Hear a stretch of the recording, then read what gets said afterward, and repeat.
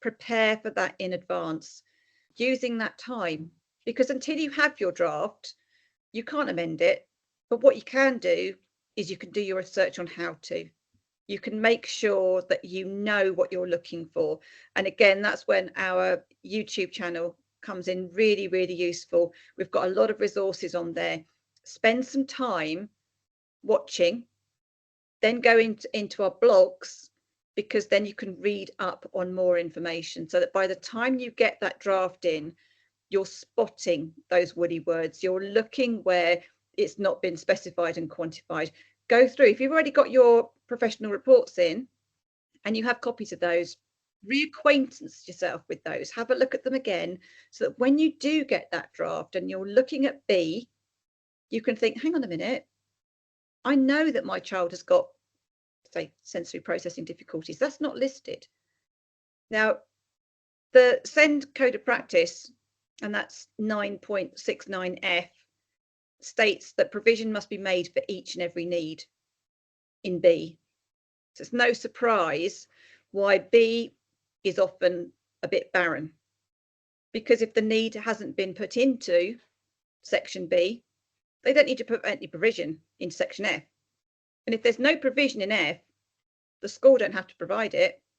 And if the school don't have to provide it, the local authority don't have to fund it. So it's really, really important that you're aware of all these things. So once that draft hits, you may not look at it and think, I can tackle this. And that's completely understandable. But we do have the resources there to help you. And if you can't tackle it, we can. Now, Anna and I do draft checks every day. Sometimes we put up to 5-6 professional reports into B and F, and it does take us a long time. And you know that there is a skill to it, and we do specify and quantify, and we do add cases. So how do I get a local authority to reword? Well, that's what you need to go through. You need to go through your draft and evidence where those words are. Our blog will help you. And our webinar, two webinars that deal with this in detail. There's two because it is such a big job. The first thing you need to do is you need to check your draft EHCP for legality, and that's checking that it's worded legally. That first webinar will talk you through exactly how to do that step by step. The second webinar will then teach you how to cross-reference your professional reports and make sure there is nothing missing. If you follow those two webinars, then that will teach you how to respond to your local authority. And my advice is, if you're thinking of using the webinars to help you do it yourself, don't wait until you've got the draft on your lap. You know, you've got 15 days. You're on a tight time scale then. That's not the time to start looking at the webinar. You get that access to the webinar for 120 days, which is roughly 4 months. So you've got plenty of time. And I would be looking at that webinar a good 6-8 weeks in advance if possible, because you can watch it as many times as you like during that. And I'm not saying it's riveting listening and watching, but you know, you're going to need to watch it more than once to get everything you need to out of it. It comes with a resource pack as well, which will help. The resource pack's got a template in for you to use to respond to your local authority. But it can be overwhelming when you look at it and then you realise the extent of the work that's needed. Is that we have parents that just look at, I just can't. It's just, so if you're going to do it yourself, break it down, take it very steady. We do this because that's our job. So if you're going to do it, break it down into very small steps. And if you do get your EHCP over Christmas and you're at work and children are busy playing, and it's not the most exciting things to be doing, but if you do have the opportunity, do take some time away from everything and just go through it very carefully and very slowly. Yeah. Don't put any huge expectation on yourself other than just to take it slowly. And ultimately, if you go back to the local authority and they refuse to put it in, you have two choices. And that happens with some of our draft checks. You know, sometimes local authorities put all of it in. sometimes local authorities put some of it in, sometimes local authorities put none of it in.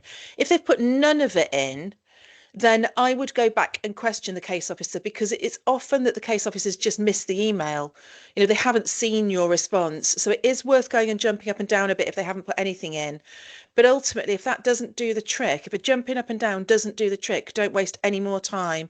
You need to appeal. We've got a blog which is about being unhappy with the contents of your EHCP. You need to appeal. If it's that bad that it's going to mean your child's needs cannot be met, you need to appeal. If it's not that bad and what you're asking for and they've ignored is kind of, you know, icing on a cake, you know, best case scenario, you need to remember that you've got an annual review each year. And so it might be better, if it's not the most significant provision that has been missed, you might be better to wait till the annual review and use that process to evidence. You know, remember that the first EHCP particularly is never going to be perfect. You know, it's definitely is a marathon, not a sprint. And you will, every year at annual review, you will get an opportunity to tweak, mold, amend and improve your plan. And certainly by the time your plan's sort of 3 or 4 years old, I would expect it to be pretty top notch by that point.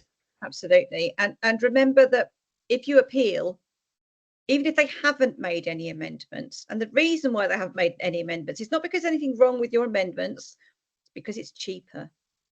Boils down to funding. They know that they will have to put those amendments in. You know, that's why appeals are at 15 months, because absolutely, it's not like the local authorities don't know how to write an EHCP. They have a judge every day of the week telling them how to write an EHCP and making them do it. This is because they know that you've got the option to appeal, and they'll make you do that because they know currently that's at 15 months. So if you go to appeal, the EHCP, even if nothing has been done, still has to be put in place. So your child will theoretically still have more than they would have had beforehand. So it's still worth getting as many of those amendments made, because if you appeal, you still have something, and something is always better than nothing.